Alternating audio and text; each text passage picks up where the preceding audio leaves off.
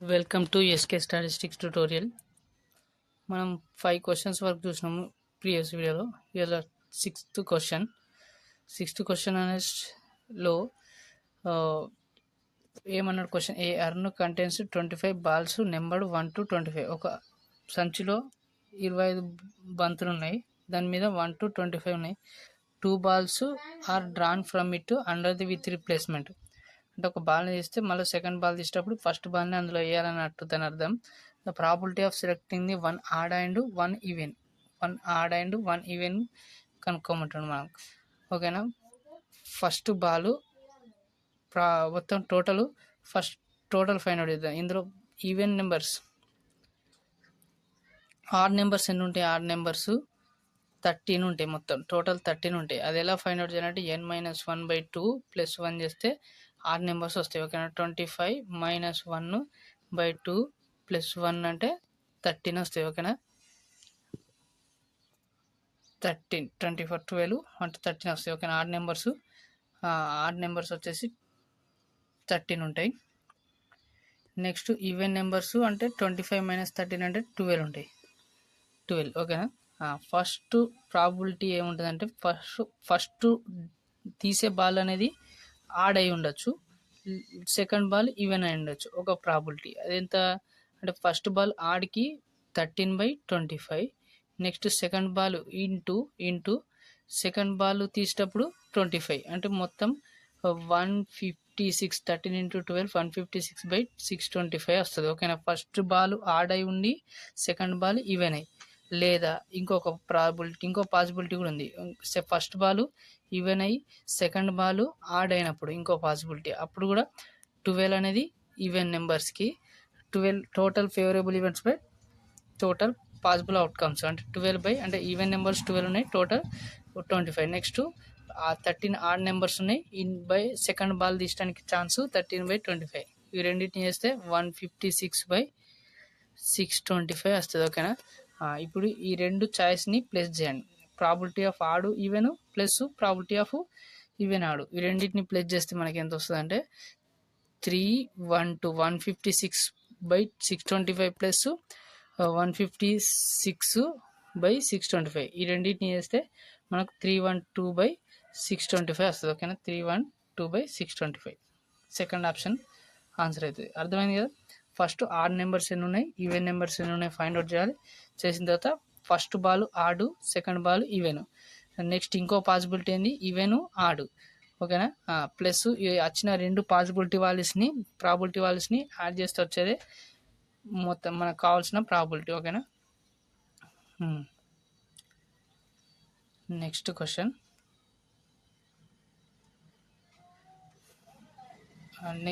వచ్చేసి ఒక్క నిమిషం.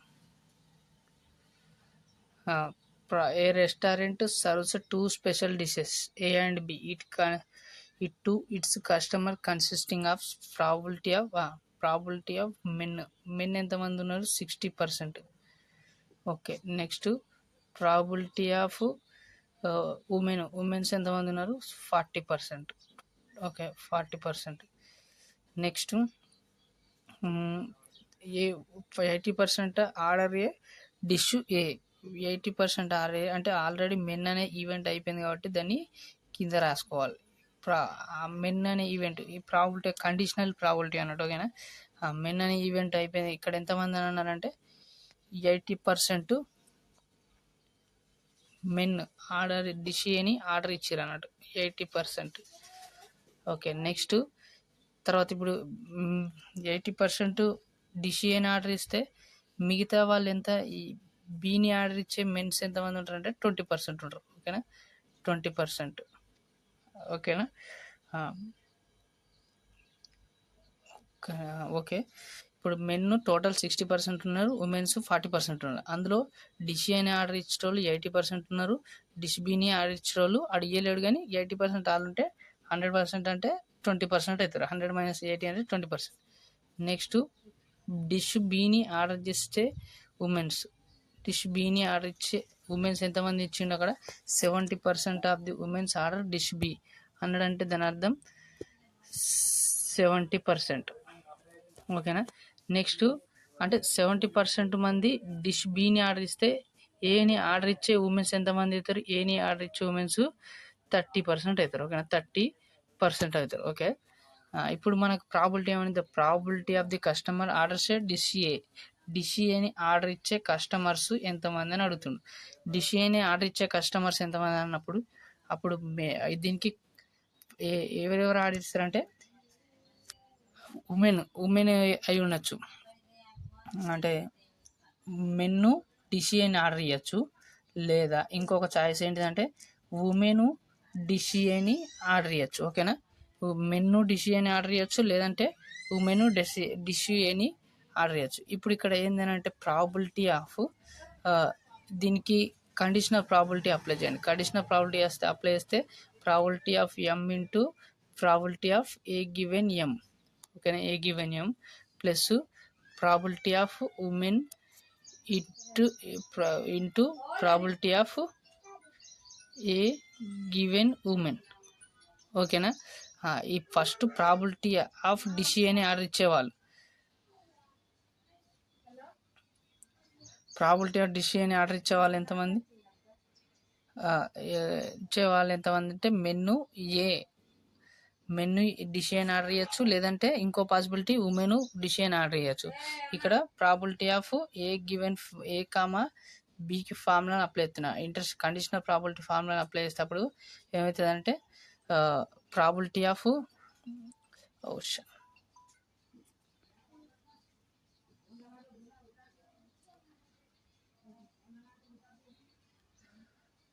Probability of M into probability of A given M. ఓకేనా, ఇది కండిషనల్ ప్రాబిలిటీ యొక్క formula. A intersection B is equal to formula ఏం రాస్తాం, probability of A into probability of B given A.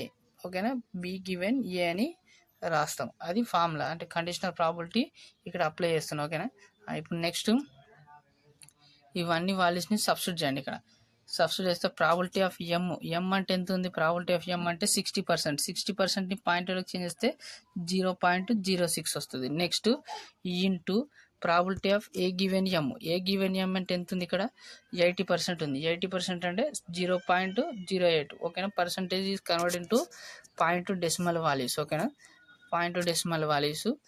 Next తర్వాత plus అదేవిధంగా ప్రాబిలిటీ ఆఫ్ డబ్ల్యూ అంటే women, probability of women values ఎంత ఉందని 40% వాల్యూస్ ఉన్నారు కాబట్టి 0.04 అవుద్ది. Next into probability of A given W అంటే ఏని డిష్ ఆర్డర్ ఇచ్చే ఉమెన్స్ ఎంతమంది అంటే 30% కాబట్టి 0.3. అర్థమైంది కదా, ప్రాబిలిటీ ఆఫ్ ఏ డిష్ని ఫైండ్ అవుట్ చేయాలి, డిష్ని ఆర్డర్ ఇచ్చే వాళ్ళని ఫైండ్ అవుట్ చేయాలి. అది మేలు ఏని డిష్ని ఆర్డర్ చేయొచ్చు, లేదంటే ఉమెన్స్ ఏని డిష్ని ఆర్డర్ చేయొచ్చు. ఓకేనా, ఇప్పుడు దీన్ని వచ్చిన రెండు ప్రాబిలిటీస్ని మనం ఏం చేస్తాం, కండిషనల్ ప్రాబిలిటీస్లోకి కన్వర్ట్ చేస్తాం. కండిషనల్ టోటల్ అన్నప్పుడు ఎప్పుడు కూడా కండిషనల్ ప్రాబిలిటీ వస్తుంది. ఓకేనా, టోటల్ అని వర్డ్ కాకుండా వేరే వర్డ్ ఇచ్చుంటే బేస్ థీరం అప్లై చేస్తుండే వాళ్ళం. ఓకేనా, ఇప్పుడు దీన్ని సాల్వ్ చేయండి. ఇప్పుడు దీన్ని సాల్వ్ చేస్తే 0.48 వస్తుంది ప్లస్ 0.12 వస్తుంది. ఈ రెండింటిని యాడ్ చేస్తే 0.6 వస్తుంది. ఓకేనా, 0.6 టోటల్ ఆర్డర్ ఇచ్చే వాళ్ళ సంఖ్య 6 అన్నట్టు. ఓకేనా, ఇది ఏని ఆర్డర్ ఇచ్చే వాళ్ళ సంఖ్యకి సంబంధించిన క్వశ్చన్ ఇది. ఒకవేళ ఇదే క్వశ్చన్లో మనకి బీని ఆర్డర్ ఇచ్చే వాళ్ళు అన్నాడు అనుకో, అప్పుడు మనం ఏం చేస్తామంటే ప్రాబిలిటీ ఆఫ్ బీని ఫైండ్ అవుట్ చేయాలి. ప్రాబిలిటీ ఆఫ్ బీని ఫైండ్ అవుట్ అంటే మేల్ నుంచెల్లే బీని ఫైండ్ అవుట్, మే నుంచి బీ రావచ్చు, అంటే మేల్స్ బీ డిష్ని ఆర్డర్ చేయొచ్చు, లేదంటే ఫీమేల్స్ అది ఉమెన్స్ అనేది బీ డిష్ని ఆర్డర్ చేయొచ్చు. ఇది ఎప్పుడంటే ఇక్కడ అడగలేడు క్వశ్చన్, కాకపోతే చేస్తున్నాం. ఓకేనా, ఇప్పుడు దీనికి కండిషనల్ ప్రాబిలిటీ అప్లై చేస్తే probability of men into be given M plus probability of women into probability of B given women. ఓకేనా, ఇది ఈ వాల్యూస్ ఆల్రెడీ ప్రాబిలిటీ ఆఫ్ ఎమ్ అంటే 60% అంటే 0.06, ప్రాబిలిటీ ఆఫ్ బి గివెన్ అంటే ఇంతకుముందు రాయించిన వాల్యూస్ ఉన్నాయి కదా, బి గివెన్ ఎమ్ అంటే ఇప్పుడు మనం ఇక్కడ నుంచి కూడా చూడొచ్చు, అంటే 70% వాల్యూస్ అన్నట్టు. సారీ బి అనే ఆర్డర్ ఇచ్చే మెన్స్ 20% అన్నట్టు. ఓకేనా 20%. తర్వాత ప్రాబిలిటీ ఆఫ్ ఎం అంటేనేమో 40%. బీని ఆర్డర్ ఇచ్చే వాళ్ళు ఎంతమంది అంటే ఉమెన్స్ 70%, 40 × 70. ఓకేనా అవి రెండింటిని మల్టిప్లై చేసి ప్లస్ చేస్తే మనకు బి బి అనే డిష్ని ఆర్డర్ ఇచ్చే వాళ్ళ సంఖ్య కూడా వస్తుంది. ఓకేనా మనకి ఓన్లీ ఏ ఆర్డర్ ఇచ్చే వాళ్ళది కనుక్కోమన్నాడు, బీది అవసరం లేదు, జస్ట్ నాలెడ్జ్ కోసం చెప్తున్నా. నెక్స్ట్ ఇప్పుడు ఇది దేనికి సంబంధించిన క్వశ్చన్ అంటే ఇది మనకు ట్రాన్స్ఫర్మేషన్ ఆఫ్ రాండమ్ వేరియబుల్కి సంబంధించిన question. Transformation of random variable అంటే ఎక్స్ నుంచి వైకి చేంజ్ చేయాలి. ఎలా చేంజ్ చేస్తారంటే F of why is equal to simple formula F of why is equal to F of X into mod J ఉంటుంది. J means Jacobian transformation అని ఉంటుంది. Jacobian ట్రాన్స్ఫర్మేషన్కి ఇంకేం రాసుకోవచ్చు అని అంటే మనం మాడ్ డిఎక్స్ బై డివై అని రాసుకోవచ్చు. ఇప్పుడు రెండు వాల్యూస్ని సబ్స్టిట్యూట్ చేయండి అయిపోద్ది. నెక్స్ట్ ఇక్కడ మనకు వై వాల్యూస్ ఇచ్చిండు. వై వాల్యూస్ ఏమి ఇచ్చిండు, ఏఎక్స్ ప్లస్ బి ఇచ్చిండు కదా. దీని యొక్క ఎక్స్ వాల్యూ ఏమవుతుంది, ఎక్స్ వాల్యూ ఇప్పుడు ఏమవసరం లేదు, లాస్ట్కి ఫైండ్ అవుట్ చేద్దాం. ఎక్స్ వాల్యూ ఇక్కడ నుంచి D Y by differential with respect to X on both side చేయండి. డివై బై లేకుంటే వైతో చేయండి ఈజీగా అయిపోతుంది. వైతో ఈ Y is equal to AX plus బిని వైతోని డిఫరెన్షియల్ చేయాలి. D left side D by d y of Y అంటే 1 వస్తుంది, 1.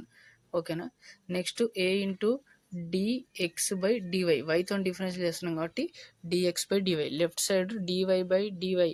ఓకేనా రాస్తున్నాయి ఇక్కడ డివై బై డివై ఉంటుంది, అదేమవుతుంది 1 అవుతుంది. నెక్స్ట్ డి బై డివైతోని బోత్ సైడ్స్ ఏఎక్స్ ప్లస్ బితోని అంటే both side differential with respect to y అని బోత్ సైడ్ చేస్తాం. ఓకేనా డివై బై డి అంటే 1 అయిపోద్ది. Next d by d y of d x y అంటే a into dx by d y అవుతుంది. నెక్స్ట్ కాన్స్టెంట్ టర్మ్ కాబట్టి d by d y of b అంటే అది 0 అయిపోతుంది. ఓకేనా మనకి ఇప్పుడు ఆన్సర్ ఏమొచ్చింది, డిఫరెన్షియల్ చేస్తే ఏమొచ్చింది మనకు d1 is equal to A into dx by dy వచ్చింది. ఓకేనా ఇప్పుడు దీన్ని రివర్స్ చేస్తే అంటే డి బై డివై ఏని అటు సైడ్ పంపిస్తే ఏమవుతుంది, అప్పుడు మనకు dx by d y value 1/a అవుతుంది. దానికి మాడ్ అప్లై చేయండి. ఓకేనా ఇప్పుడు ఈ ఏని ఇటు సైడ్ పంపిస్తున్నారు లెఫ్ట్ సైడ్ అంటే dx by dy is equal to 1/a అవుతుంది. అంటే మనకి ఇక్కడ డిఎక్స్ బై డివై వాల్యూ వచ్చింది. ఓకేనా డిఫరెన్షియల్ చేస్తే మనకి ఏమొచ్చింది, డిఎక్స్ బై డివై వాల్యూ వచ్చింది. Mod d x by d y value 1/మాడ్ ఏ. ఓకేనా 1/మాడ్ ఏ వచ్చింది. నెక్స్ట్ ఇక్కడ నుంచి మళ్ళీ మనం ఏం చేద్దామంటే ఈ y equal to AX plus B అనే రిలేషన్ ఉంది కదా, దాని నుంచి ఎక్స్ వాల్యూ రాద్దాం. అంటే ఫస్ట్ బిని రైట్ సైడ్ తీసుకెళ్ళండి, రైట్ సైడ్ తీసుకొస్తే అప్పుడు y మైనస్ బి అవుతుంది. ఏని ఇంటూ ఉంది కదా, ఇటు సైడ్ వస్తే డివైడెడ్ బై అవుతుంది. ఎక్స్ ఈక్వల్ టు బి ఉంది. ఇప్పుడు x value and d x by d y value రెండు వాల్యూస్ని అక్కడ సబ్స్టిట్యూట్ చేయండి. చేసేటప్పుడు f of y minus x value ఎంత, f of y minus b by a d x by d y, mod d x by d y అంటే ఇది వస్తుంది. ఓకేనా ఇది మనకు కావాల్సిన ఆన్సర్. ఆప్షన్ 4 అనేది మన ఆన్సర్. ఓకేనా ఇది ట్రాన్స్ఫర్ చేసే ప్రాసెస్. ఇక్కడ మెయిన్ ఫార్ములా వచ్చేసి ఇది. ఫస్ట్ ఫార్ములా రాసుకోవాలి. ఫార్ములా రాసిన తర్వాత f of why is equal to F of X into mod d x by d y, ఇది ఫార్ములా. తర్వాత ఇందులోకి వెళ్ళి ఎక్స్ వాల్యూ అంటే ఏందో రాయాలి, differential with respect to y చేయాలి. ఇచ్చిన ఈక్వేషన్ని differential with respect to y చేస్తే అది ఆన్సర్ వస్తుంది. ఓకేనా నెక్స్ట్ ఇది ఈజీ క్వశ్చన్, ఇది డైరెక్ట్ క్వశ్చన్. ఇది which of the following graph is used to locate the మీడియన్ని లొకేట్ చేసేది క్యుములేటివ్ ఫ్రీక్వెన్సీ కర్వ్. ఓకేనా ఇది జస్ట్ డెఫినేషన్ బేస్డ్ క్వశ్చన్. ఇది